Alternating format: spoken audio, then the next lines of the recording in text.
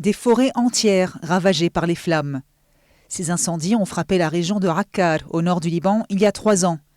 Un épisode dévastateur qui s'est répété plusieurs fois depuis. La zone affectée est couverte de 200 km² de forêt et abrite 73 des 76 types d'arbres que compte le pays.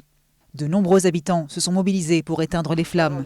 Parmi eux, Khaled Taleb, qui se consacre depuis à la lutte contre les incendies. Son association, Akkar Trail, compte désormais 15 bénévoles et forme régulièrement les habitants à la prévention. Quand il s'agit d'incendies de forêt, il est très facile pour eux de se déclarer et très difficile de les éteindre. Personne au monde n'est prêt à faire face à un important incendie de forêt. Nous l'avons vu dans les pays développés et qui disposent d'avions et de moyens technologiques sophistiqués. En comparaison, le Liban n'est pas du tout préparé et n'a pas de capacité logistique pour faire face à un incendie énorme. Mais grâce à la solidarité de la communauté locale, le fait que tout le monde se mobilise pour aider, nous sommes en mesure de minimiser les pertes. Nous ne sommes pas nés pompiers et nous n'avions aucune connaissance en matière de lutte contre les incendies jusqu'à il y a quelques années. Mais notre priorité principale est désormais de protéger la forêt de toutes les menaces.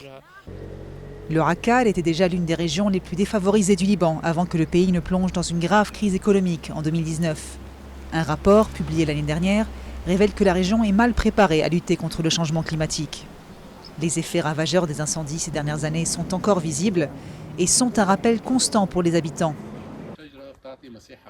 Ce groupe participe à une randonnée qui vise à sensibiliser à l'environnement. Les incendies, les températures élevées et les pénuries d'eau affectent cette région du pays, durement frappée par la crise.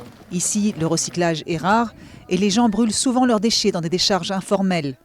L'État a du mal à fournir les services de base, notamment un approvisionnement fiable en eau. Il y a une plus grande prise de conscience concernant les incendies de forêt. Le conseil local de l'environnement a installé une tour de guet et les habitants ont mis en place un système de permanence pour surveiller les incendies. Les incendies de forêt ont un effet énorme sur nous. Nous avons eu peur pour nos vies et ça a détruit les plantes et les arbres. Les randonneurs traversent plusieurs sources locales, certaines réduites à un simple filet. Ils visitent aussi cette ferme, nichée dans les collines, et en profitent pour discuter avec son propriétaire, Abdallah, qui cultive tout genre de fruits et légumes. Il a vécu toute sa vie ici et dépend d'une source voisine pour arroser ses champs.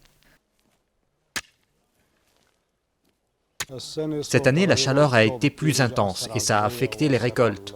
Je n'ai jamais vu un climat aussi chaud et nous avons perdu une partie des récoltes.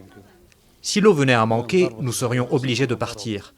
Nous ne pouvons pas payer le transport de l'eau par camion ici tous les jours, ni pour les récoltes, ni pour la maison.